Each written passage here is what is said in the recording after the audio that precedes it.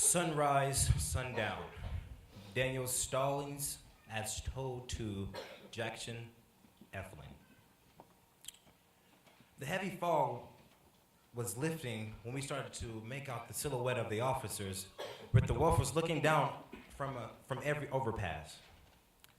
A cold February morning in '87 saw us, four tired men and women, college students unused to that early hour, making our sleep-deprived drive north from Atlanta to Forsyth County.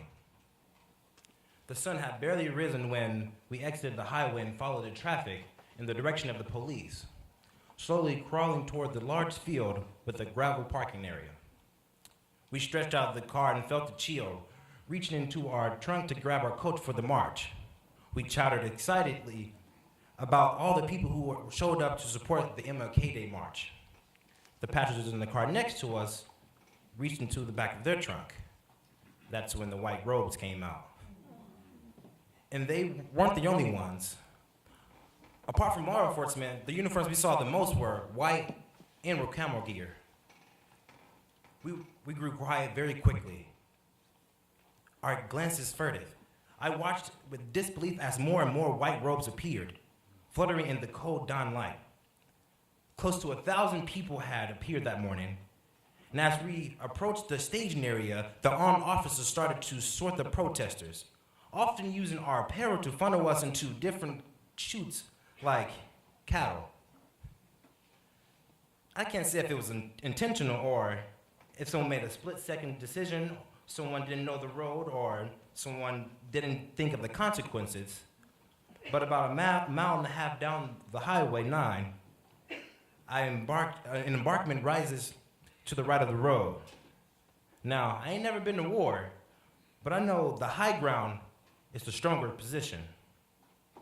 I looked up and there were white robes and red flags. We kept our heads high. We raised our voices up above the embankment through choruses of civil rights songs to the sporadic drum beats of rocks clattering down around us. When I seen the robes, I braced for violence. There I was, looking up not just at men, but their children too. The children shouted things that no child should shout, and whether that no child should be out in. I understood then, in ways that this wasn't just a part of history, how it survives, how hatred is learned and taught. For a single day, for me it was a single day, but I saw how for others, the vulnerability and fear for those on the high ground was a daily life. Uprooting racism. Jason Donati's story, written by Josh Hollowell. Jason's 36 years old. What'd you just say? Anger overtook me as I stood with the young men I was working with by the dirt pile. One of them had just used a racial slur to describe the black students working in another part of the field. I challenged him. He stood firm by his comment and began to explain how he saw the world, how everyone in his neighborhood knew what black people were really like.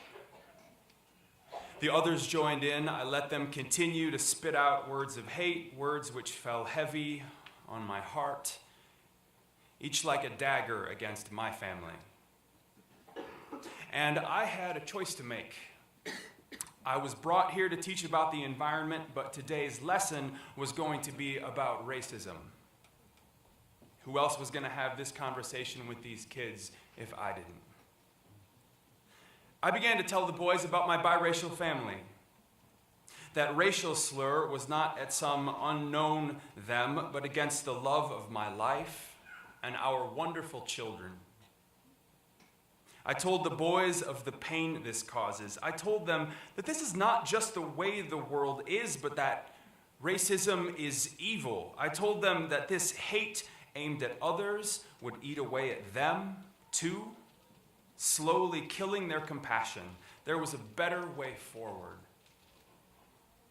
But to do so, they would have to go outside their comfort zone. They would need to put themselves into places that challenged their privilege as white males in America. I felt rage against their racism, and I couldn't help but reflect on my own life's journey. I couldn't help but see that these boys were a product of their neighborhood as much as I was growing up a privileged white male in Muncie, Indiana. While I was always taught better, I held biases myself and tolerated the blatant racism that surrounded me. I may not have always joined in, but I stood alongside, allowing such hate to infect the ground I walked upon. And just as weeds overtake a beautiful garden that is neglected, the weeds of racism had crept in and overtaken my community and even myself.